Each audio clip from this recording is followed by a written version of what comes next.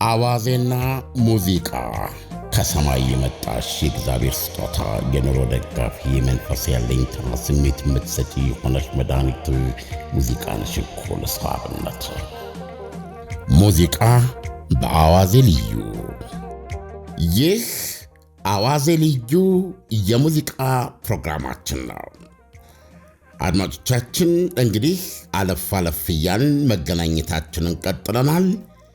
የምናወራው የምንነጋገረው ከሀገራችን የተለያዩ የሙዚቃ ስራዎች ውስጥ አንዳንዶቹን እየመረጥን አንዴ ስለ ዘፈኑ፣ ሌላ ጊዜ ስለ ዘፋኙ እንዲሁም ከዘፈንና ከዘፋኙ ጋር ተያይዘው የሚነገሩ አንዳንድ ታሪኮችን ማቅረብ ይሆናል። ይህ የአዋዜ ልዩ ባህሪ ነው። እየወደዳችሁት እንደምትሄዱ ቤተኛ እንደምትሆኑና እየሰፋ እየዳበረ እንደሚሄድ በበኩሌ እተማመናለሁ። ዳንኤል፣ ዛሬም ዮሴፍ ገብሬ ወይም ጆሲ ኢን ዘ ሃውስ እናነሳዋለን። በጣም አሪፍ። እንደዚሁም ደግሞ አበባ ደሳለኝና አብሪሽ ዘጌት አንድ ላይ ሆነው እየተቀባበሉ ያዜሙትን በተለይም ይሄ ዳንኤል ባንተ ስሜት ውስጥ ያለውን አይደለም? አዎ፣ በጣም እነዚህን ዜማዎች አንስተን ደስ የሚል ውይይት እናደርጋለን። መጀመሪያ ግን ጆሲ ኢን ዘ ሃውስ ወይም ዮሴፍ ገብሬ መጨረሻ ላይ ባወጣው አዲሱ ካሴቱ ወይ አልበም ውስጥ የተካተተ ስራው ነው። ዳኒ፣ አንድ ነገር አስቀድሜ ልናገር። እሺ። አንዳንድ ጊዜ በተገኙት አጋጣሚዎች ጉንጭ አልፋ ክርክር እናደርጋለን። ለምሳሌ ደጋግመን በምንከራከርበት ዘውትር ቅዳሜ ከ5 ሰዓት እስከ 8 ሰዓት ባለን የለዛና ቁም ነገር ፕሮግራም ላይ እንዲህ አይነት ነገሮችን እንከራከርባቸዋለን እና አሁን የራሴን ክርክር መልሼ የምውጥበት አጋጣሚ ነውና ዘፈን የማን ነው የሚል ክርክር ነበር ዳኒ። ዘፈን የገጣሚው ነው? የዘፈኑ ግጥም የዜማው ጭው ነው ወይስ ያቀንቃኙ የዘፋኙ ነው? እንግዲህ ከዚህ በተጨማሪ ደግሞ ሙዚቃ አሬንጅመንቱ አለ እና በዚህ ላይ በጣም ተከራከርን። የክርክራችን መንስኤ የአንድ ዘፈን አሁን በቅርቡ ይጀመራል የሚል ወሬ አለ። ዋጋውን እንደማያበዙት ሚዛናዊ እንደሚያደርጉት ተስፋ አደርጋለሁ። ነገር ግን እንዲሆን እጠብቃለሁ። በየፕሮግራማችን ላይ ፕሮግራም ስንሰራ በሬዲዮ በቴሌቪዥንም የፕሮግራም ማጣፈጫ መሸጋገሪያ፣ አንዳንድ ጊዜ ደግሞ የመልእክት ማጠናከሪያ አድርገን የተለያዩ ከያንያንን ጥሩ ጥሩ ስራዎች እንጠቀማለን እና እነዚህን የሙዚቃ ስራዎች ስንጠቀም የባለቤትነት መብት ወይም ሮያሊቲ ክፍያ የሚባል አለ። ይህንን ማድረግ አለብን። ስለዚህ ለምሳሌ አሁን በእኛ ፕሮግራም ቅዳሜ አሁን ከ5 እስከ 8 የሚቀርብ ነው። ሌትስ ሴይ በ5 ሙዚቃዎች እናጫውታለን ብለን ብናስብ የአንድ ሙዚቃ ዋጋ ደግሞ ሲተላለፍ ማለት ነው 100 ብር ቢሆን 500 ብር እንከፍላለን ማለት ነው። በዕለቱ ላስተላልፍናቸው 5 ሙዚቃዎች 500 ብር እንከፍላለን። የ500 ብር ለድምፃዩ፣ ለገጣሚው እና ለዜማ አውጪው አላቅም፣ ከዚህ በላይ ምናልባት ደግሞ ለሙዚቃ ባንድ ይሆን አላቅም፣ የሚከፋፈል ነው። በዚህ ክፍያ በመከፋፈል ጉዳይ ላይ አስተነብር የተከራከር ነውና ዘፈን የማን ነው ይሰኝ ይችላል። አንድ ዘፈን አሁን ለምሳሌ የጥላውን ዘፈኖች ብለን ነው አይደል እንደምናውቃቸው? የጥላውን ዘፈን ነው የምንለው፣ የሙሉቀን ዘፈን ነው የምንለው። ዘፈን የዘፋኙ አድርገን ነው የምናውቀው ለረጅም ጊዜ እና ግን አሁን ጠለቅ እያልን ስናስብ ዘፈን በዘፋኙ ነው የሚጠራው። ነገር ግን ዝርዝሩ ስገባ እነዚህ ያሉ ማለት ነው እና በጊዜው ያከፋፈሉ ጉዳይ ግልጽ አይደለም። ትልቁን ክፍያ የሚያገኘው ገጣሚው ነው ያሉ መሰለኝ ባልደረቦቼ በክርክሩ ላይ። ኦኬ እኔ ጦፍኩኝ አበድኩ ማለት ትችላለህ። ይሄማ ሊሆን አይችልም። የዘፈኑ ባለቤትማ ዘፋኙ ነው። የታውቃቸዋለሁ እኔ የታውቃቸዋለሁ እኔ የማውቀው ያ ልቤን ጠልቆ የገባ ድምፃዊ ነው። ዘፈን ለኔ እሱ ነው እንጂ እንዴት ሆነው የዘፋኙ ደረጃ ከገጣሚው ሊያንስ ይችላል በሚል ተከራከርን። ግን መደረግ የነበረበት ፋክቶቹን ማየት ነው። ስቲል ፋክቶቹን አላቃቸውም። በምን መንገድ እንደሚከፋፈሉ አላቅም። አሁን ግን በጣም ቢገርም ነው። ስቲል አንብቤ አይደለም የምነግርህ፣ የራሴን ግንዛቤ ነው። እሺ ሙዚቃ እዚህ በእኛ ፕሮግራም ላይ መስራት ከጀመረን በኋላ ዘፈኑን ስናቀርብ ስንመርጥ ራሱን የዛን ከያኒ ስራዎች ስንመርጥ አንደኛ ዋናው ዴሊቨራንሱ ነው። እንዴት ነው የቀረበው? አሁን የሙሉቀን ስራዎችን ስታይ ማለት ነው እንዴት ነው የዘፈናቸው? ምን አይነት ድምፅ ነው? እና ራሱ ዜማው በውስጥ የሚፈጥረው ድባብ ይዞ የሚሄድበት ጊዜና ቦታ በጣም የተለየ ነው። እናም ምንድነው ትላለህ? ስለዚህ ዘፋኝ ነው። እኔና አንቺ ሆነን በተለይ ያረግነው በሳቅ በደስታ አብረን ያሳለፍነው እንደዚህ ስትይኝ እያልኩሽ በሞቴ አንናናና ናንደናንደኔ ንገሪኝ ምነው የቱ ጋር ነው? የት ነበርኩ? ምንድነው የተሰማኝ? ምንድነው ግልብጥብጥ ያለው? ምንድነው በአይነ ህሊናዬ በጭንቅ ያለፈው ነገር? ይሄ በጣም የሚገርም እና ይሄ ማጂኩ ያለው ድምፃዊ ጋር ነው። እንዴት በድምፃዊ እንደዚህ እየተመሰጥክ ዜማውን የወሰደ የሆነ ቦታ ዜማውን የወሰደ ግጥሙን የወሰደ ድምፁ እንደዚህ የሚል ነገር ታገኛለህ። አይ ቲንክ መጨረሻ ላይ ደረስኩበት ድምዳቤ ኢንዲቪዚብል ነው።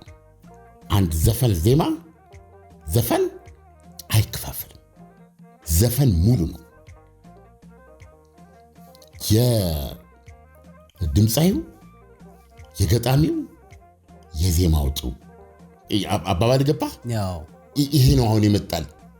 ስትነጥለው መጀመሪያ ላይ ሲመስልህ ዋው ዜማ ነው፣ ዘፈን ማለት ዜማ ነው ትላለህ። የስ ዜማ ከሌለው ዘፈን አለ። አየህ ዜማ ይዘህ ግን ግጥም ከሌለህ ዜማውን ማቅም የለውም። አንድ ዘፈን ብቻ ነው በዜማ ብቻ በጣም የተወደደ ዘፈን ሆኖ የማቀው። ፍላይ ሮቢን ፍላይ፣ ፍላይ ሮቢን ፍላይ፣ ፍላይ ሮቢን ፍላይ አባቭ ቱ ዘ ስካይ። በቃ ግጥሙ ይሄ ነው።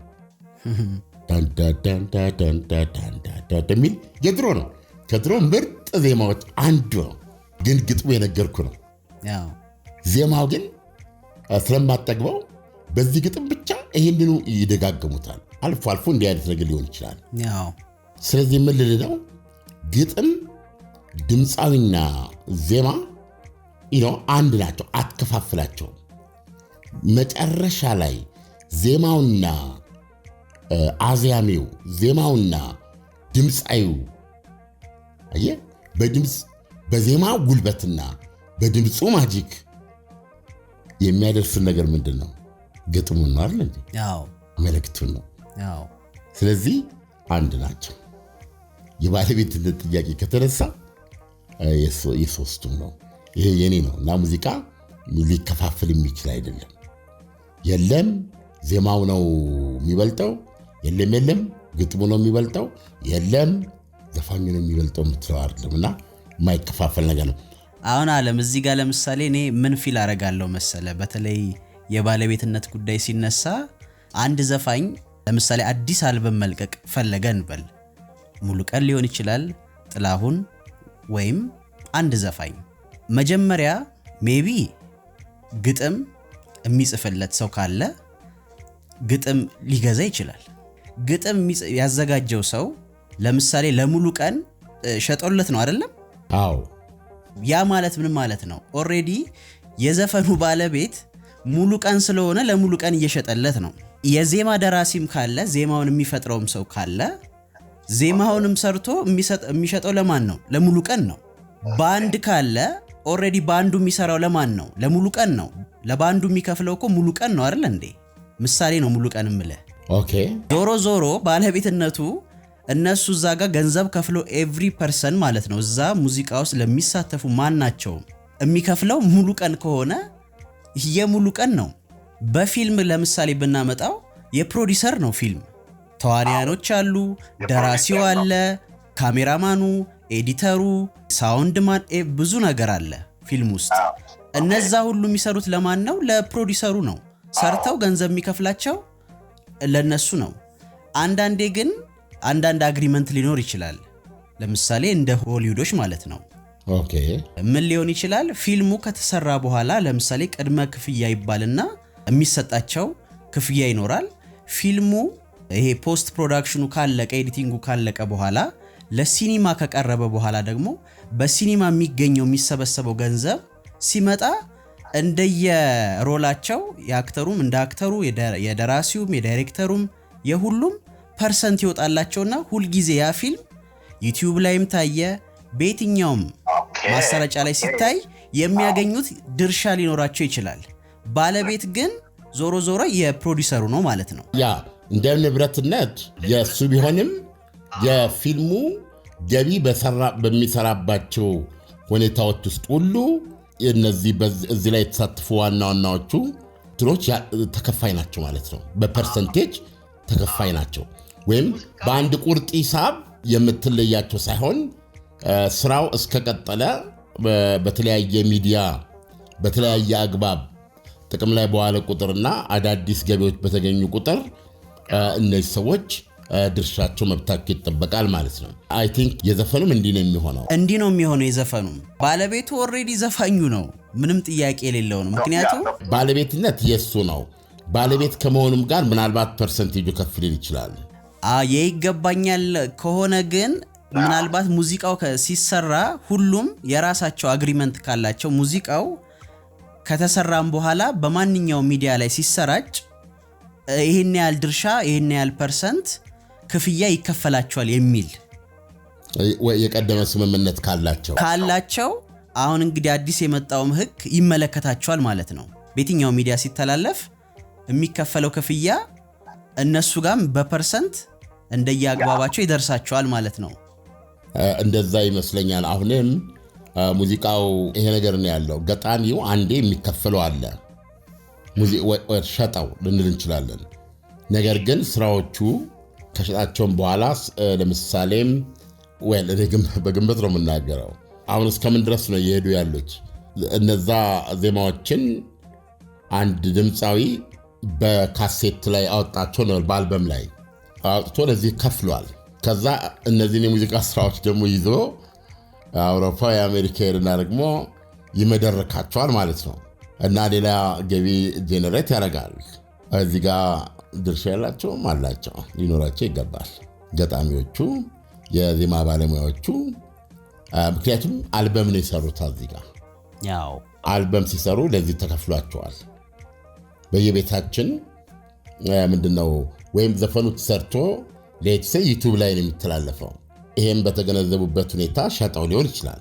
ያው የስራ ቴሌቪዥን ላይ ሲተላለፍ ግን ሌላ ክፍያ ሊያገኙ ነው። ሬዲዮ ላይ ሲተላለፍ ሌላ ክፍያ ሊያገኙ ነው። ያው ስለዚህ እዚህ ላይ ፐርሰንቴጅ ሊኖራቸው ይገባል። ያው እንደገና ደግሞ ቀደም እንዳልኩ ውጭ ሀገርም እንግዲህ እንደውም ብዙ ዘፋኞች እኮ አልበማቸውን ትንሽ ሞቅ ካደረጉ በኋላ ዋናው ኪስ የሚሞላው ይሄ ኢትዮጵያን ባሉበት ቦታ ወደ ዲያስፖራው መሄድ ነው።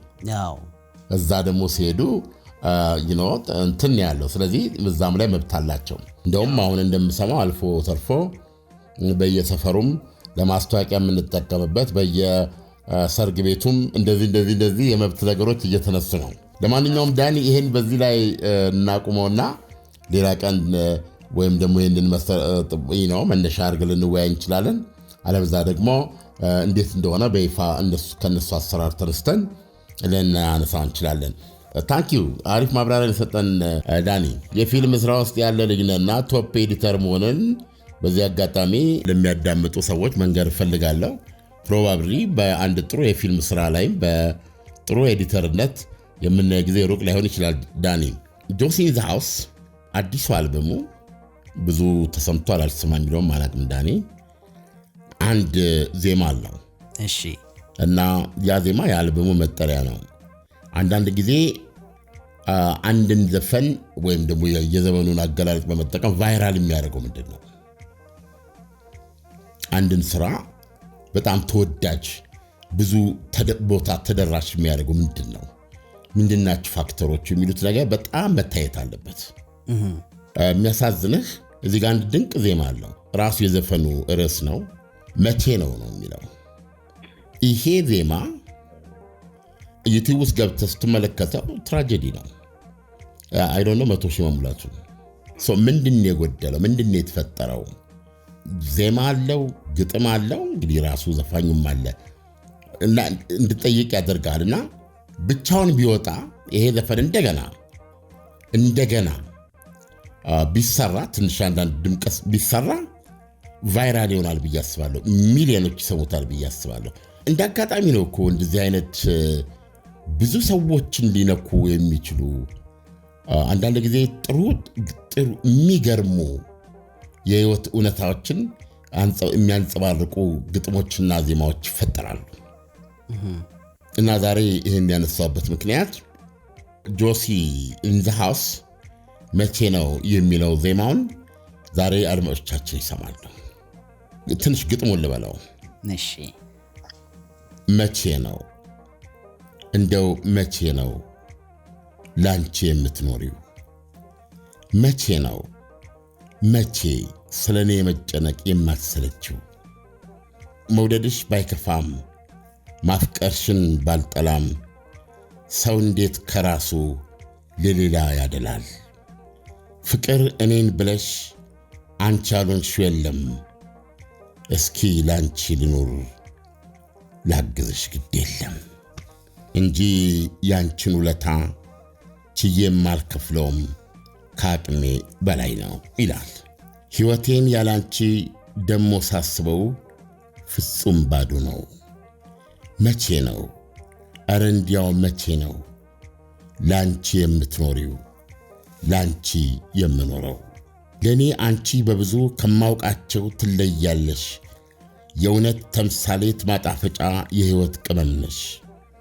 ዕድሜ ላንቺ ልበል ይኸው ዛሬ የፍቅር ጥጉነ ራስን አሳልፎ እስከ መስጠት አየው መሆኑን እኔ ያንቺን ችሎታ ችዬም አልከፍለውም።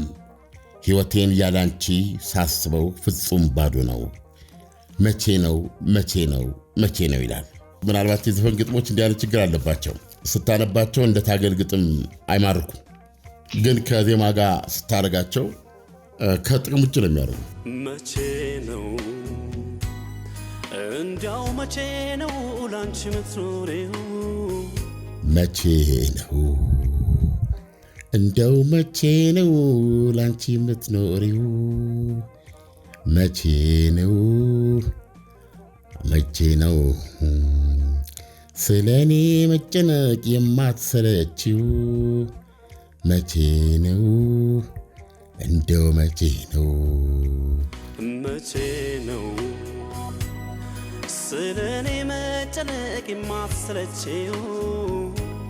መውደድሽ ባይከፋም ማፍቀርሽን ባልጠላም ሰው እንዴት ከራሱ ለሌላ ያደላል? ፍቅር እኔን ብለሽ አንቺ ያልሆንሽው የለም። እስኪ ላንቺ ልኑር ላግዝሽ ግድ የለም የሚል ነው። ይህ ዜማ ለእናቱ ያዜመው ይመስለኛል። ካሴቱ ላይ ተጽፏል። ይህ ዜማ ለፍቅረኛ ይሆናል። ይህ ዜማ ለእህትህ ለእህቶች ይሆናል። ይህንን ዜማ ጃያንት የሚያደርገው ዜማውን ማለፊያ ዜማ ነው። ይገርማል። ዜማውን በጣም ግሩም ነው። ግጥሙ የያዘው ሐሳብ አብዛኞቻችን በሕይወታችን ውስጥ በሕይወት ልምዳችን ውስጥ የምናውቀው ብዙ አይነት ታሪኮች ያለውን የህይወት ልምዳችንን የጠቀሰ ግጥም ነው። ይህን ዜማ ስሰማ በተጨባጭ እናቴን ማሰብ እችላለሁ፣ እህቶቼን ማሰብ እችላለሁ። እኔ የራሳቸው ህይወት እንደነበራቸው አላውቅም። ለምሳሌ መሰልቸት ብሏል። አንዳንዴ ሰው ትሰልቻለህ ያው እስከ መጨረሻው ድረስ መሰልቸት አያውቁም። እኔ ራሴን እነሱ እኔን በሚወዱበት እኔን በሚያደንቁበትና ለእኔ በሚሳሱለት መጠን ራሴን በወደው ኖሮ ቦታዬ ሌላ ቦታ ነው። ቦታዬ በፍጹም እዚህ አልነበረም እና እኔን ማገልገል ክብራቸው ነበር። እኔን ማገልገል ደስታቸው ነበር። ገብቶሃል? አጥቤ የለበስኩት ነገር የለም በራሴ እጅ። እግሬን ራሴ አላጠብኩም ከልጅነት እስከ እውቀት። አየህ፣ ትልቅ ሆነ እንኳ እናት የምትገርም ናት። የሆነ ነገር ሲሰማት ግራዋ ይዛ ውሃ ሞቆ እሷን ላለማስከፋት ማለት ነው ፓንት አድርገህ እንዲያርገህ ጀርባዬን አሽታ ማለት ነው በግራዋ። እንግዲህ አሁን በሷ ጭንቅላት ውስጥ በግራዋው ስታጥብህ ጥሩ ነገር ጥሩ ጥበቃ ማድረጓ ነው እና ያን ስሜቷን ለመጠበቅ ዝም ትላለህ። እንደዚህ አድርጋ በሳፋ የታጠብኩባቸው ጊዜያት ብዙ ናቸው። እና እናትና እህቶችህ ይወራረሳሉ፣ አይታወቅም። እና አንዳንድ ቀን ትይቃል ምንድን ምክንያቱ ብለህ ማለት ነው። ያው እንደዚህ ሲያደርጉልህ እያሰቃዩህ መሆኑ የሚገባ ግን በኋላ ነው። የማትወጣው የማትከፍለው የማትድነው ስቃይ ውስጥ ከተዋል። እንደዚህ አይነት ሰዎች አይበረክቱም። ያው እንደዚህ አይነት ሰዎች እንደ ሻማ ቀልጠው ነው የሚጠፉት። እና ደግሞ በጣም የሚገርምህ እውነት ነው፣ በሰው ህይወት ላይ የሚታይ ነው። ፍቅርን እኔን ብለሽ የኔ ቆንጆ አንቻሉሽው የለም። አሁን ካለፉ በኋላ ነገሮችን ሳያቸው የምረዳው ራስ ወዳድ መሆኔን። በነገራችን ላይ ስለ ግል ታሪክ ለማውራት አይደለም። ነገሮችን በዚህ መንገድ ስታቀርባቸው ሌላው ሰው ሪሌት ያደርጋቸዋል ከራስ ህይወት ጋር ነው በሚል ነው የማቀርበው እንጂ የዓለምን የህይወት ታሪክ ፕሮግራም አይደለም። እና እነዚህ ሰዎች ለምሳሌ ሸዋዬ ዋሴ የምትባል እህቴ፣ ትልቋ እህቴ ማለት ነች። እሷን እኔ የእናቴ እናት ነበር ማለት እሷ እናታችንን የምትወድበት መንገድና ደረጃ ይለያል። በተጨባጭ በማድረግ የተሞላ ነው። የፈለገ ነገር ችግር ቢመጣ እናታችን አፍ ያልጣፈጠ ነገር እንዲገባ አትፈልግም። እኛ በላነውን ሽሮ እንድትበላ አትፈልግም። እና ደሳለኝ ዋሴ የሚባል የሰሜን ጦርነት የሚባል ነጃሳ ትውልድ የጨረሰ ኢትዮጵያን መቀመቅ ውስጥ የከተተ ጦርነት ነበረ እና ሁላችንም ግማሽ አካላችን እዛ በረሃ ላይ ጠፍቷል። ምንም ማድረግ በማንችልበት ሰዓት ማለት ነው። ምነው አቅም በኖረኝና ምነው አይላ በኖረኝና እነዚህን ለኛ ውዶች ናቸው። ውትድርና ሄደ ፍቃድ እንኳን አይሰጡህም። 11 ዓመት ውጊያ ላይ ሆነ ውጊያ ውስጥ የገባ ወታደር ቤተሰቦቹን እንዲያገኝ ፍቃድ መብቱ ነው። ፍቃድ እንኳን አይሰጧቸው። ቆስለው እዛው በአቅራቢያ ሆስፒታል አክመው መልሰው ነው የሚያዘጋጇቸው። ይህ ትራጀዲ ነው። እና ብዙ ስሜትን የሚነኩ ነገሮች አሉ። ህይወት ብዙ ችግሮች አሉት እና አንዳንዴ ቀፋችን ነው የሚሄደው። እና ያ ታላቅ ወንድሜና እሷ በጣም ይገርመኛል። እሱ በተወሰነ ደረጃ ይሰራ ነበር። ያችን እያቀናጁ እናታቸውን የሚወዱበት መንገድ፣ እናታቸውን የሚንከባከቡበት መንገድ፣ እናታችንን ማለት ነው ለእኔ በጣም ይደንቀኛል። እናታችን ደግሞ የምትወደው እኔን ነው። ሁሉንም ትወዳለች፣ ግን በሚታይ ሁኔታ ደግሞ እንግዲህ ልጆች ሆነን ለማታደል በዛ አድርጋ ትሰጣለች። ለማን የማንን ጥያቄ ትመልሳለች የሚለው አይደለ? በዛ ይሄ እናቴ እኔን ትወዳለች። ኦኬ።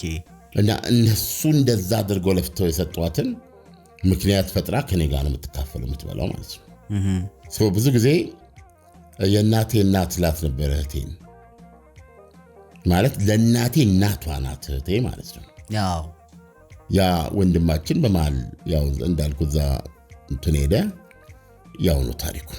ስለዚህ ምን ልለው ስትኖር እነዚህ ሁሉ በድምር የሆኑልኝ ነገር የታቀደ የማሰቃየት እርምጃ እንደሆነ የሚገባህ በየምዕራፉ ማጥለው ይሄዳሉ። ዝንጥፍ ብለው ወድቀው ይቀራሉ። እና አንተ ነህ የምትኖረው። ክፉ ሰው ራስ ወዳዱ ሰው ነህ የምትኖረው። ወይ የሆኑ ነገሮች አድርገህ ሊሆን ይችላል፣ ብዙ ነገሮች አድርገህ ሊሆን ይችላል። ነገር ግን ትልቅ ስጦታ ፍቅርህና ጊዜ ነው።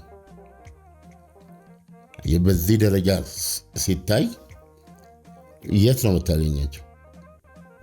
መቼ ነው ናፍቆት የሚረካው? አንተም ደብዛ ይጠፋል እንጂ አታገኛቸው። ስለዚህ እግዚአብሔር ይመስገን ህይወት ላይ ስቲል ትርጉም እንዳታጣ ህይወትን በሌላ መልኩ ተቀብላት እንድትሄድ የሚያስችሉ ምክንያቶች ብዙ አሉ። ልጆችህ፣ ፍቅረኛ እንደዚህ አይነት ነገሮች አሉ። እንትን ትላለህ። ግን አንዳንድ ጊዜ ህመሙ ከባድ ነው። ለይሄ ግጥም እነዚህን የማውቃቸውን ሰዎች ይገልጻል። ዘፈኑ ስትሰማው በጣም ታላቅ ነው። ይሄ ደግሞ ነው የምነግርህ፣ አይነቱ ሊለያይ ይችላል። ሀብታምና ድሃ መሆን ወይም ደግሞ ያላችሁበት የኑሮ ደረጃ በጣም አንዱ ለሌላው መኖር የማያስፈልገው ብቁ ኤክሰስ የሆነ ነገር ያላችሁ ሊሆን ይችላል። እንዴት ለወንድሞቻቸው ልዩ ትርጉም ያላቸው እህቶች አሉ። እህት የመሆን ፍቅር አንዱ ነው። ግን ደግሞ ለወንድሞቻቸው ለእህቶቻቸው ልዩ ፍቅርና ከራሳቸው በላይ የሆነ ፍቅርና እንክብካቤ የሚያደርጉ እህቶች፣ እናቶች በጣም ብዙ ናቸው። ስለዚህ ይሄ ዜማ፣ ይሄ ግጥም፣ ይሄ ዘፈኑ በጣም የብዙ ሰዎችን ስሜት መንካት የሚችል ስሜታቸውን የሚኮረኩርና እውነቴን ነው የምነግርህ አብረው እስካሉ በቁመተ ሥጋ እስካሉ ይህንን አስታውሰህ ባለ ጊዜ መጠቀም። ለማፍቀር ጊዜ እንደሌለ ታውቃለህ ዳኒ? ለማፍቀር ያለ ጊዜ አሁን ነው። ዱኢት ከቻልክ አሁን ነው ማድረግ ያለብህ በማንኛውም ሰዓት።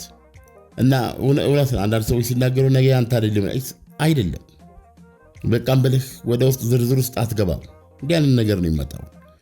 ስለዚህ ይህን ያስታውሳል ማለት ነው። ውስጥህ የማፍቀርን ኃላፊነት እንድትወጣ እድል ይሰጣል። በጣም አሪፍ ዘፈኑ ነውና በጣም ድንቅ ጥልቅ መልእክት የያዘ ይህንንም ሪሊ ማስተላለፍ የሚችል ዜማ ያለው ሙዚቃ ነው። በአጋጣሚ ግን ዩቲዩብ ውስጥ ገብተህ ስትመለከተው ትራጀዲ ነው። ይህን ያህል ታይቶ አታገኘውም። እና መቼ ነው እንደው መቼ ነው ለአንቺ የምትኖሪው? መቼ ነው ስለኔ መጨነቅ የማትሰለችው? መቼ ነው እያለ ነው የሚቀጥለው። መውደድሽ ባይከፋም የኔ ቆንጆ ማፍቀርሽን ባልጠላም። እና ይህን ለማንሳት ያክል ነው ለዛሬው ፕሮግራም ዳኒ። ቀደም ሲል እንግዲህ ከጆሲ ኢን ዘ ሃውስ ቀጥሎ በሁለተኛነት የመረጥነው ዜማ ደግሞ በአንተ መራጭነት ነው። የአበባ ደሳለኝና የአብረሽ ዘጌት አንተ የመረጥከውን ዛሬ እዚህ ዘፈን ላይ እኔም እንደው አንዳንድ ነገር መናገር እፈልጋለሁ ብለህ ስትለኝ ባይገርምህ ዛሬ ርዕሱን ነግረኝ ዛሬ ገና ማየቴ ነው ዘፈኑ። ስለዚህ እስኪ ለአድማጮቻችን ንገራቸው። አዎ የሚገርምህ ዓለም እኔ በእርግጥ ያው የዘጠናዎቹ ሙዚቃዎች ነው በብዛት የምሰማው። ከዘጠናዎቹ ወዲህ ያሉ ያው ወደ ኋላ ያሉትንም ወደ 80ው አንዳንዴ ደግሞ በጣም ከሄደ እንደው 70 አልፎ ሜቢ የነጥላሁን የመልካሙ ተበጀ እንደሱ ልሰማ እችላለሁ። ግን በብዛት የዘጠናዎቹን ስሰማ የአበባ ደሳለኝና የአብሪሽ ዘጌት በጣም ደስ የሚሉ ሙዚቃዎች አሏቸው። ያው በተናጠልም ይዘፍናሉ። እንደገና ደግሞ በጋራ የዘፈኑት አንድ ዘፈን አለ ኑሮ ይባላል ርዕሱ እና ትንሽ ግጥሙን ልበልልህ። ለሁለት ነው የተጫወቱት። ምን ትላለች መሰለህ እሷ ነገንም ለመኖር አብሮ ለመገኘት ከቤተሰብ ወረስን ትልቅ ኃላፊነት ምንም ቅርስ ሳይኖር የኑሮ ማምለጫ ድህነት ጎበኘን ምን ነው እኛን ብቻ። ከዛ እዚህ ጋር አብሪሽ ዘጌት ይቀበላታል ማለት ነው። በስጨት እያለች ይመስላል። እሺ አዎ ምንም አይሰማሽ ላፍታ ትጨነቂ አምላክ መልስ ይሰጣል በተስፋ ጠብቂ በአጋጣሚ ችግር ቤታችን ቢጎዳም ለነገ ነው እንጂ የዛሬን አናጣም። ያለኝ ሴትነት ነው ውበቴ ልጠቀም በቀን አንዴ ንብላ በረሃብ ወንድምና እህቶች ናቸው ዓለም። እሺ በጣም ድህነት ውስጥ ያሉ ናቸውና የሚበሉት የተቸገሩ በቃ ኤግዚስት ለማድረግ የተቸገሩ አይነት ናቸው። እና ምንድነው እሷ በቃ በዚህ ኑሮ መቀጠል ስላልቻልን ሜቢ በቃ እኔ ሴት ነኝ ያለኝ አንድ ሴትነቴን በቃ ልጠቀምና አትሊስት እንደው በቀን አንዴም ቢሆን መብላት እንቻል ትለዋለች ማለት ነው። እኖ በፍጹም አይሆንም ይላታል ማለት ነው። እኛ ከታገስን ፈጣሪ ይሄንን ቀን ያሳልፍልናል። ዋናውኛ የመስራት የመለወጥ ሞራል ካለን ትንሽም እንኳን ብትሆን ዝቅተኛም ነገርም ቢሆን ሰርተን ተሸክመንም ቢሆን መኖር እንችላለን። ህይወት መቀየር ይቻላል። ለዛሬ ለቁራሽ እንጀራ ብለን የማይሆን ነገር ውስጥ መግባት የለብንም። ሴትነትሽን አላግባብ መጠቀም የለብሽም፣ ህይወትሽን መሸጥ የለብሽም እያለ ያሳምናታል ማለት ነው እህቱን። እና ዞሮ ዞሮ ወደሱ ሐሳብ ትመጣና ይስማማሉ ማለት ነው። እና እኔ በእርግጥ በጣም የተነካውበት ሙዚቃ ነው ዓለም። ያሳዝናል። እንደ አንድ ኢትዮጵያዊ አይ ቲንክ የብዙ ኢትዮጵያዊ ህይወትን የሚዳስስ ይመስለኛል። ዳይሌማ ነው፣ የህይወት ዳይሌማ ነው፣ አጣብቂ ነው። እና መልእክቱም ፓወርፉል ነው። መልእክቱም በጣም ጠንካራ ነው። በጣም ችግር ቤታችን ቢጎዳም ለነገ ነው እንጂ የዛሬን አናጣም። ምናልባት አንዳንዴ መቼም ሁላችንም ከየት ተነስተን ወዴት ደረስ ስንል የአጋጣሚ ውጤት ነን። ምክንያቱም አስቀድሞ እስታብሊሽ ያደረገ ቤተሰብ ይሆንና ሀብት ይኖረውና ጥሪት ይኖረውና በሀብትና በጥሪቱ መጠን ነው ኮኔክሽኑ። ስለዚህ የሚመጣውም ትውልድ ልጆችም በዚህ ሆኖ እንዲገብቶ በዛ ሄደው ይባላል። ይሄ ጥሩ ነው። እኛ ጀስት ወደዚህ ዓለም ነው የምንመጣው። አባትና እናቶቻችን በጥርሳቸው ነክሰው እንደ ድመት በጥርሳቸው አንጠልጥለው ነው የሚያሳድጉን። ከዕለት ጉርስ ውጭ የለም። እንደዚህ በምንሆንበት ጊዜ ብዙ ነገር ነው የሚሆኑት። ህይወት ትከብዳለችና ተስፋ ከመቁረጥ ግን ምንድነው በዚህ በአጋጣሚ ሂደቶች ውስጥ እኔ እንደው ከልምድ የለሰው የምነግረው ብዙ ስሜቶች እኮ ተሰምተውናል። እዚህ እስክንደርስ ስሜታችን ይወድቃል፣ ይነሳል፣ ግራ ይገባናል፣ በስጋት እንዋጥ፣ ብዙ ነገር አለ። ግን ህይወት እንደ ፌርማታ ናት። እኔ አንዳንዴ እግዚአብሔር ምንድነው እንዴት ነው ብለህ ብትለኝ፣ ለምሳሌ እግዚአብሔር ሁሉንም የሰው ልጆች ለእግዚአብሔር እኩል ናቸው። ነገር ግን እግዚአብሔር እነዛን ችግሮችን ሊፈታ ያንተን ጸሎት ሊሞላ ፌርማታ ነው የሚሰጥ፣ ይጠብቅሃል ማለት ነው። አንድ ቦታ ላይ ቆመ፣ እዛ ቦታ ላይ መድረስ ግን ያንተ ኃላፊነት። እዛ ቦታ ላይ እስክትደርስ አንዳንድ ውጣ ውረዶች አሉ። አንደኛ እንደምትደርስ ማመን ያስፈልጋል፣ እንደማይረሳ ማመን ያስፈልጋል። እና እዛ ስትደርስ ብዙ ጊዜ በህይወታችን ውስጥ ምነውቴ በዚህ ግባ በዚህ አቋርጥ የሚል ነገር አለብን። ነውሮች፣ ብዙ ነውሮች፣ በአቋራጭ ሊገኙ የሚችሉ ጥቅሞች። አየህ ጥቅም ብዙ ነው መልኩ።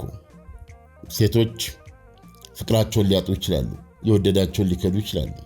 ቀደም እንዳልከው በውበታቸው ሊደራደሩበት ይችላሉ። ወንዶች የማይሆን ስራ ውስጥ ሊገቡ ይችላሉ።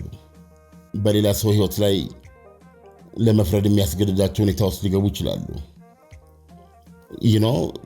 እዚህ ጋር ቀደም ያልኩን እንደዚህ ድምቅ ይሄን ይለፍልኝ እንጂ የሚል ነገር ነው። ገባ አባባሌ?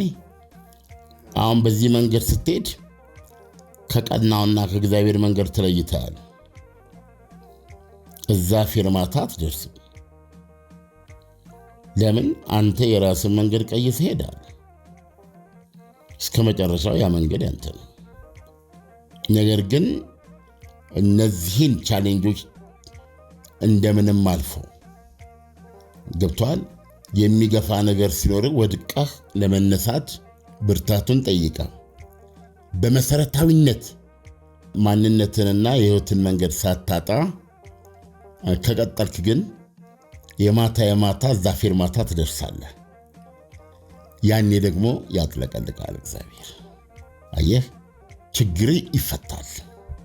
ሴትዮዋ ሎተሪ እየሰራው የተስካር ወጥ ምናምን የሚሰሩ ሴት ናቸው። ጠቆር ያሉ ሴት ናቸው። ነጭ ልብስ ለብሰው ነው የመጡት። 10,000 ይደርሳቸው ሎተሪ እና የሚኖሩት እግዚአብሔር ይመስገን ይሄ በደርግ ጊዜ ቀበሌ ቤቶች ያው ስለተወረሱ አንዳንዶቹ ቤት ሊባሉ የማይችሉ ናቸው፣ ግን ሰው ይኖርባቸዋል። እንደዛ አይነት አንገት ማስገቢያ ልቻቸው። ከዛች 10,000 አሁን በለውጥ በዚህ በኢህአዴግ ጊዜ ነው። እኔ ብሔራዊ ሎተሪ ማስታወቂያ ክፍል ኃላፊ ነበርኩ። ትደርሳቸውና መጡ። ነጭ ነው የለበሱት። በወቅቱ በዛን ጊዜ እንግዲህ ያኔ የነበረ 10,000 ከባለ 50,000 ሎተሪ ላይ ነው። አሁን 200,000 ሊለው ይችላሉ ዳኒ። እና በቃ አቀለጡት። እዛ ትኬታቸውን አስፈጽመው የታሪካቸው መጽሐፍ ስላለብኝ እኔ ቢሮ ነው የመጡት። ቡና ጋብዣቸው ህይወታቸውን ጠየኳቸው። ህይወታቸው ያው እንዳልኩ ነው። እና ምን አሉኝ? አንድ ልጅ ነበረኝ ውትድርና ሄዶ ሞተ አሉ። እና እኔም አሉ ደስታቸውን መቋቋም አልቻሉም። ይላሉ በእኔ ቢሮ ውስጥ። ተመልከት እስቲ ይልኝ ብሎኛል። እዛ እኮ አይተው ነግሯቸዋል ያገኙትን። እኔም ጋር ይልኛል ስንት እንዳገኙ ገብቷል። ህይወታቸው ውስጥ ደስታቸውን 10,000 ነው፣ ግን ምን አለ 50,000 እንኳን ቢያደርገው እያልኩ በልቤ አልኩኝ። ግን ያ 10,000 ልንገርህ ቢያንስ 10-12 ዓመት የራሳቸውን መቤት ያደርጋቸው ነበር በወቅቱ በነበረው የገንዘብ የመግዛት አቅም። ስለዚህ እማማ ትንሽ እድሜያቸውም 70 አካባቢ 68 ምናምን ይሆናል። እና ምን አሉ? እኔማ ማረባ ሰው እኮ ሰደውኩት እኮ።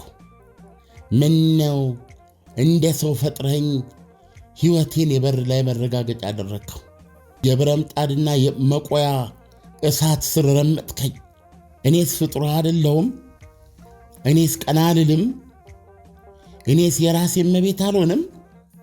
አንተ አድሏዊ ከልጅነት እስከ እውቀት የምታሰቃየኝ እያልኩኝ ሰደውኩት አሉ። እግዚአብሔር ነው እኮ የሚሉት። እሺ። እና ይህን ሲሉ እምባ ነው የሚመጣው። የሚነግሩ ነገር ነፍስ ካወቁበት ጊዜ ጀምሮ ከአንኩሮ ማነኮሪያ ብረምጣድ፣ የትልቁ ብረምጣድ፣ ከተስካር ወጥ መስሪያ ሰታቴ እና ከማድ ቤት ጥቀርሻ ውጪ በህይወታቸው ውስጥ የሚያስታውሱት ነገር የለም። ይሄ ነው ህይወታቸው። በየድግሱ እየተጠሩ ይሄን የሚሰሩት ስንት እንደሚከፈላቸው እንጂ እንዲሁ ምድጃ ላይ ጨረስኩ ህይወቴን። አንድ ቀን የራሴ ሳሎን አንተ እያልኩኝ ሰደብኩ አምላክ ይላሉ። ፊቴ ነው ማወራ። እሺ እኔ መቻወኩ አምላኬ አንተ የሚያቀርክልኝ መሆኑን እንዴት አውቃለሁ? እንዴት ልጠረጥር እችላለሁ? አንተ ይሄን እንዳዘጋጀልኝ እንዴት ልገምት እችላለሁ? እንዳረሳኝ እንዴት ላውቅ እችላለሁ? ይቅር በለኝ አምላክ እያለ ነው የሚለምኑት ዳኒ። እግዚአብሔርን ፊት የማሩት ወደ 68 ዓመት ያላቸውን ህይወት ነገርኩ። ያው በዛች 10,000 ብር ሎተሪ የተሰማቸው ውስጣቸውን ያጥለቀለቀው ደስታ ያንን ሁሉ ዓመታት ከልጅነት እስከ ዕውቀት የፍዳና የመከራ ጊዜን ሻሩት፣ ጣሉት ከላያቸው። በሩ ነው የምልህ ይላሉ። ከዛው ወረቀትና እስክሪብቶ አጠገቤ ነበር እና መጀመሪያ ርዕሱን ጻፍኩኝ ማለት ነው። ዋው ህይወት አንድ ቀን ናት ብዬ ጻፍኩኝ ማለት ነው። ለምን እንደሆነ ታውቃለህ ዳኒ? እሺ የስ ህይወት አንድ ቀን ናት። ሰው ስትሬንግ ፍጡር ነው። አየህ አንድ ቀን የራሴን መቤት አድርገኝ እንጂ አምላኬ ነው ጸሎታቸው። አንድ ቀን የራሴን መቤት ሳታረገኝ የሰው ብረምጣት የሰው እንኳይ ቀይ ወጥ አልጫ ሳመስል በሳት መጠበስ አመድ ላይ መንከባለል አንቱ ሳልባል እያልኩ ነው ከእግዚአብሔር ጋር ጦርነት ያላቸው። አየህ ያው አሁን እኔ እናንተ ብንሆን በራሳቸው አይን ነው የምናየው። እኔ ከፍቶኛል ብያለሁ 10,000 መሆኑ። ያው ግን በሳቸው ህይወት ውስጥ ነው የምነግርህ። ከዚህ በፊት ሙልዬ የሚባል ጓደኛ ነበረኝ። ስለ እናት ግጥም ጽፎልኝ ያውቃል። እና የጻፈልኝ ግጥም ምን ይላል መሰለህ? እገዛልሽ ነበር ይላል። እሺ እኔ የጠበቅኩት እንዲጽፍልኝ እናቴ የኔ ፍቅር፣ አንቺ የኔ ተስፋ፣ አንቺ የኔ ምቾት፣ አንቺ የኔ ተድላ፣ አንቺ እያለ እንደዚህ አይነት ነገር ነው የጠበቅኩት። ገጣሚ ስለሆነ ነው ልጁ። እና እኔ መሰጠን አታውቅም አልኩ። እኔ ትንሽ ሳንቲም አገኛለሁ እና ኢንጆይ እናደርግበታለን ማታ ማለት ነው። በሶስተኛው ቀን ነው በአራተኛው ቀን ግጥሟን ይዛት መጣ። ይውላል አለ እንዲህ ቢናገረው።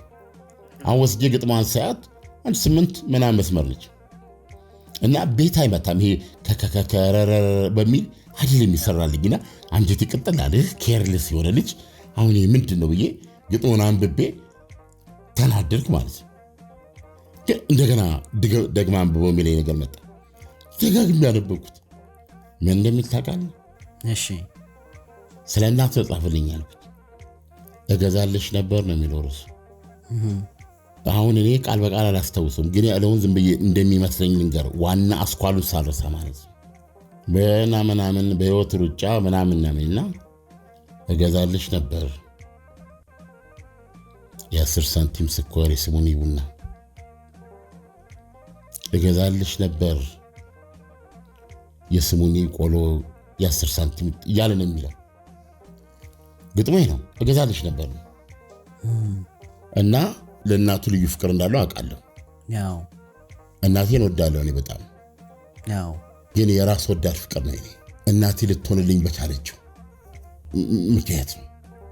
የአንዳንዶች ደግሞ ይለያል። የሱ ይለያል እንደ የእናቱ ጉዳዩ የሱ ይለያል እና ፕሮባብሊ እናቱ ልጆቿን ለማሳደግ ሰው ቤት መስራት ሊኖርባት ሰው ቤት ሰርታ ይሆናል። አየህ ማገዶ ልታመጣ ሄዳ ሊሆን ይችላል። ጭራሮ ሊግጣት ይችላል። ወይም ማገዶ በጀርባዋ ተሸክማ መጣ። እንደገና ያንን ማገዶ ደግሞ ታች እኔ ስለማይ ነው ይሄን ያየው ስላደኩ ነው። ዳገት ስር ወርደው ድልድይ ስር እንደዚህ እንደ መደብ ተደርጎ ያበችርቻለው መሸጥ አለበት። ሌሊት ከጅብ ጋር ተጋፍተው ይሄዳሉ። ከደን ጠባቂ ጋር ሲባረሩ ነው እንደ ኢት ፍሩት መኪና በጀርባቸው ላይ ያንን ጭነው ማለት ነው። አንድ ነው የማውቃት ልጇን ሽኮኮ አርጋዛ ላይ ማለት ነው። ከዛ ያንን ያመጣችውን አይደሙ ሄዳ መሸጥ አለባት። እንግዲህ ስንት ትሸጠዋለች?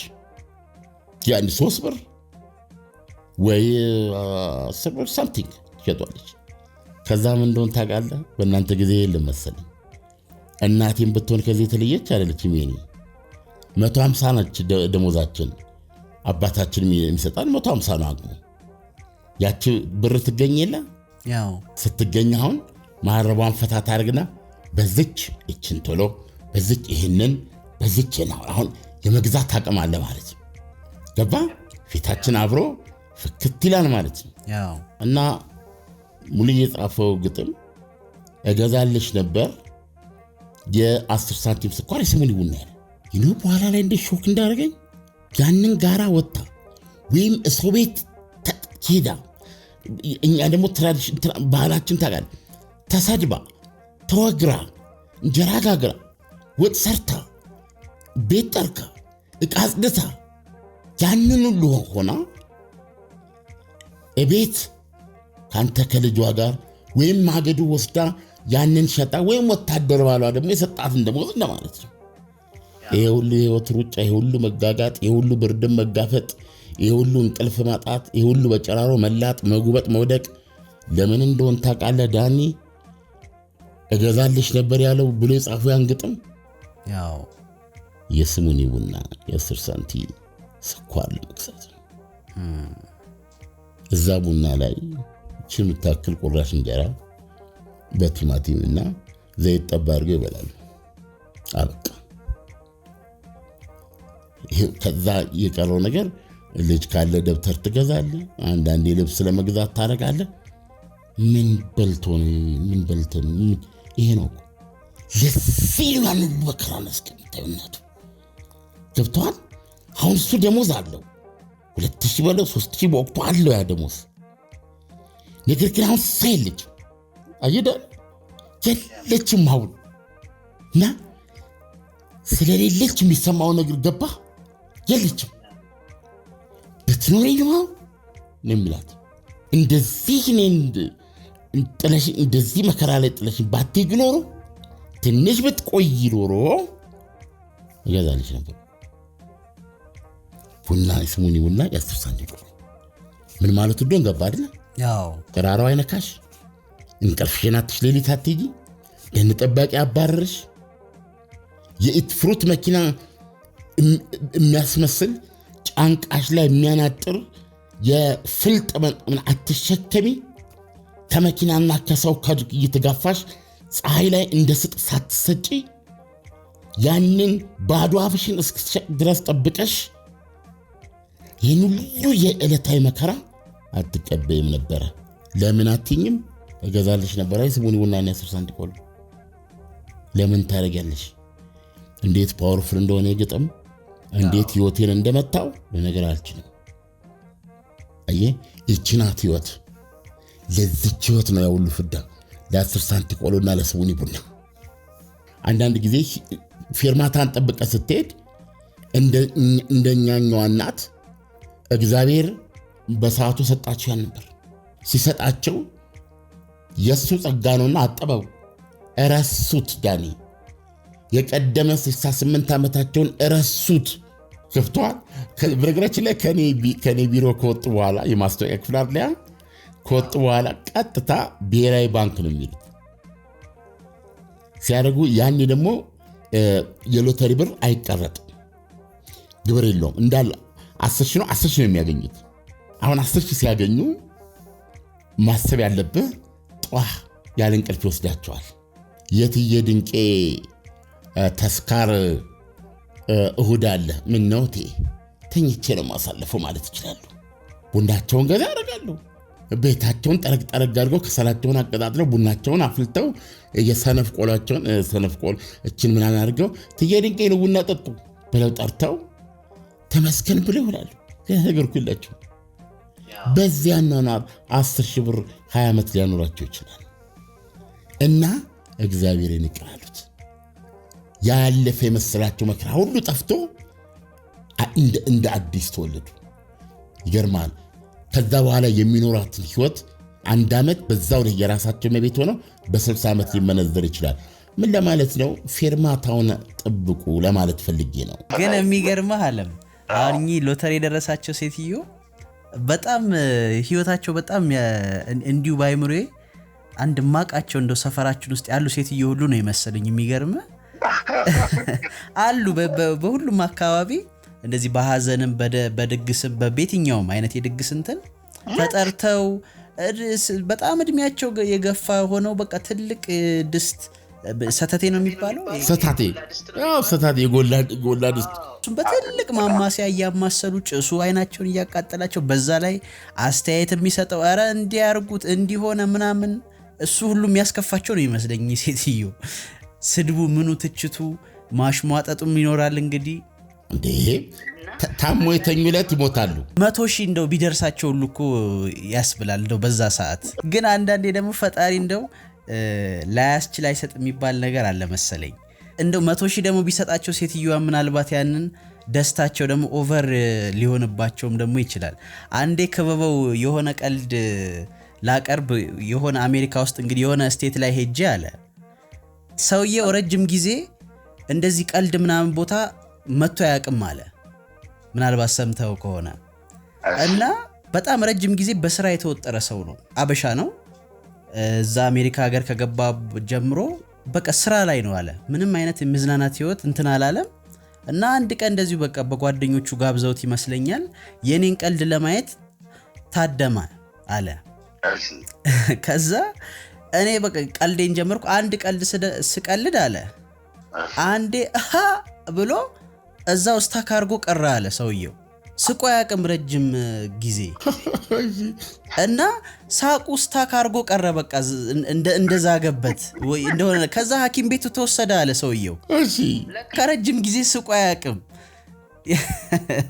እና አንዳንዴ ደስታም ሳቅም የሆነ ኦቨር ከሆነ ምናልባት እኚህ ሴትዮ በመጠናቸው ሊሆን ይችላል 10,000 ብር የተሰጣቸው 100,000 ቢደርሳቸው ወይ 50,000 ቢደርሳቸው ከደስታ ብዛት ድንገት እዛው ቢሮ ውስጥ የሆነ ወይ ደም ግፊት ወይ የሆነ ነገር ጸጥ ሊያደርጋቸው የሚችል ይሆን እንዴ? ማት ነገር እግዚአብሔር ምን ይባላል? አንዳንድ ጊዜ ስትጸልይ ይባላል የሚያስፈልገኝ ስጠኝ በለው ይባላል። እሱ ይስጥህ ያውቃል። እኛ ሰዎች ነንና ስል እኔ መቼም ይቅር ይበለኝ ብዙ ጸልዬ አላቅም። ዳኒ ዝም ብዬ እንደ ጎረምሳ አንዳንድ ልል እችላለሁ እንጂ በጸልይ ምንም አልጠይቀዋለሁ። ይሰጠኝ የማልለው ምን አለ? አየህ ያ ሁሉ ግን በህይወቴ ውስጥ ምንም ፋይዳ ላይኖረው ወይም መጥፊያዬም ሊሆን ይችላል። ግን ስለዚህ ምን ይባላል? ስትጸልይ ለእግዚአብሔር አንተ ስጠኝ፣ የሚሆነኝን የሚስማማኝን አንተ ታውቃለህ እና ስጠኝ በል ይባላል። እና አንዳንድ ጊዜ ሁሉም ሰው በዚህ ስሜት ውስጥ የምትፈልገው ላይ ልደርስ ትችላለህ እንደማማ እና ህይወት አንድ ቀን ናት ያልኩበት ምክንያት ይሄ ነው። ሰዎች ህይወት አንድ ቀን ናት። ቢያንስ እማማ በዛ መጠን ፊቴ በዛ ስነ ጽሑፍ ወይ በመሰለ ሁኔታ እግዚአብሔርን እንዴት እንደወቀሱት ፊቴ ማለት ነው። ማሰሻ አደረከው፣ የገር መረጋገጫ አደረከው፣ የሰዎች ምጣድ ስር ጠላሽት ስር ከልጅነት እስከ እውቀት ምን አረኩ እኔ? ፍጡር አይደለሁ? የራሴን መቤት አታረገኝም እያሉ ማለት ነው። እንግዲህ ደግሞ በዚህ ውስጥ እሳቸው እንደዛ ሲሆኑ ሌላ ቦታ ደግሞ ሰዎች በሀብት ላይ ሀብት፣ በንብረት ላይ ንብረት፣ በህንፃ ላይ ህንፃ ሲያደርጉ ያሉ አየህ ምን ያህል ከአምላካቸው ጋር ተኳርፈው ተጣልተው ይኖሩ እንደነበር አስብ። አሁን ይህ ሲመጣ ግን ፊት ለፊት ለማመን በሚያስቸግር ሁኔታ ይቅር አሉት እግዚአብሔር። እኔ አንተን አይደለሁ እኔ ቀን እንዳዘጋጀልኝ እንዴት አውቃለሁ? ይሄን እንዴት ላስብ እችላለሁ እያሉ ነው የተናገሩት። ስለዚህ ምን ልል ነው? ዋው ህይወት አንድ ቀን ናት። ያ 60-70 አይደል የሚቆጠረው ዳኒ። ዛት ሞመንት ያቺም ቦለሌ እያሉ ቢሮ ላይ ጸሐፊ እስኪደረገጥ ድረስ ያሉባት ዛት ሞመንት ሲሉ የሎተሪ ማውጫ ላይ ነውና ህይወት አንድ ቀን ናት ብዬ ነው የሰራሁት። እና ፕሮባብሊ ለሁላችን ህይወት አንድ ቀን ትሆናለች። በደንብ ከሆነ ዝም ብለን ብናየው የምንኖረው እኮ ለሆነ ነገር እንደሆነ ያለ ዓላማ ማንኖር ነንና ለሆነ ነገር ነው የምንኖረው። እና ያ ነው እንትን በምን እንደምንድነው መሰለ ከሁለቱ በነገራችን ላይ ባለትዳር ናቸው። ከዛ በኋላ ተጋብተው ልጆች ወልደው አሜሪካን ሀገር ነው የሚኖሩት። አብርሽ ጌትና አበባ ደሳለኝ። አበባ ደሳለኝ በጣም ጣዝማ የሆነ ድምፅ ያላት በጣም ደስ ምትል በጣም ቆንጆ ልጅ ናት። እንግዲህ ይህን ዘፈን ስናስብ እሷንም እናነሳለን። በዛ ላይ ፈረንሳይ ልጅ ናት። በዘፈኑ ላይ ወንድምና እህት ናቸው አይደል? አዎ። እና ወንድምና እህት መሆናቸው አንድ ዜማ አስታወሰኝ። ይህንን ዜማ ከዚህ በፊት እንትን የሚለውን ዜማ ምንድን ይሄ ዓርብ ዕለት ማታ ነው የሚባለውን ሰብለ ማሞ ከምትባል አሁን በሕይወት የሌለች በህዝባዊ ሰራዊት 6ኛ ክፍል ሆና ያቀረበችውና 3ኛ ክፍል ከሷ ሰምቼ ያስኩት ነው። እና የዘፈን የማዘጋጃ ቤት የባህል ኪነት ቡድን ዜማ መሆኑን ያወቅኩት ጋዜጠኛ ሆኜ ጀባቸው። እና አንድ እንደዚሁ የምወደው ወይ ከወንድሞቼ ሆነ የሰማሁት ከእህቶቼ አንድ ዜማ አለ፣ የወንድምና እህት ነው። በዚህ ዜማ ላይ ወንድምና እህት ሆነው ሰሩ ስላልከኝ ነው በሱ ልሰናበት። እሱን ልበልላቸውና ለአድማጮቻችን ምንድነው ታሪኩ መሰለ። ልጅቷ ከቤት ትኮበልላለች፣ ጠፋለች። ከዛ ከዕለታት አንድ ቀን ብዙ ዓመት ካለፈ በኋላ በአጋጣሚ ሁለቱም በማይጠብቁት ቦታ በማይጠብቁት ጊዜና ሁኔታ ውስጥ ወንድምና እህት ይገናኛሉ። እና ወንድሟ ሲያት ይተቃቀፋሉ ማለት ነው። ስንት ዓመት ጠፉ። እና ምን ይላል? እህቴ አበባ አንቺ እንደኮበለልሽ በለቅሶ ታውሯል አዛውንቷ አባትሽ፣ እንደ አባቴን የሚያዘንኩኝ እነዚህ አለቀስኩኝ ይላታል። የእናትሽ ሲቅር ይሁን በደፈና ሁልጊዜ ማልቀስ ነው ጥጧን ትይዝና ወይ ልዴት ትሆን እኔና ፍሬ ብላኝ ስትል እናታችን መስማቱ ሰለቸኝ ይላል። እሷ ደግሞ በዜማ ምን ትለዋለች? ወንድምዬ በእናት በአባቴ ቤት ወንድም አለም ሳይኖረኝ ባላንጣ ወንድምዬ ዲቃላይን ታቀፍኩ አባቱን ሳላውቀው የልጅነት መልኬ አበባዬ ረግፎ እንደዚህ ሆኛል እያለች ነው የምትለው።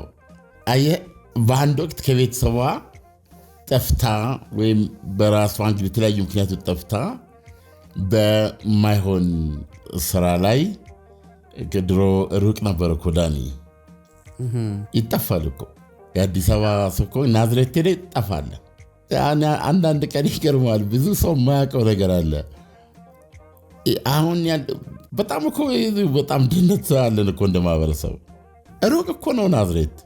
እኔ በራሴ ህይወት እናቴ ቢያንስ ኢትዮጵያ ምንድነው አዲስ አበባ ከመጣች 40 ዓመት ለሚሆን ጊዜ ቤተሰቦቿን አልጠየቀችም። ትራንስፖርት ባዶ እጅን ማለት በጣም ከባድ ነው ህይወት። ስለዚህ ናዝሬት ሆነ ልጅህን አታይም እኮ።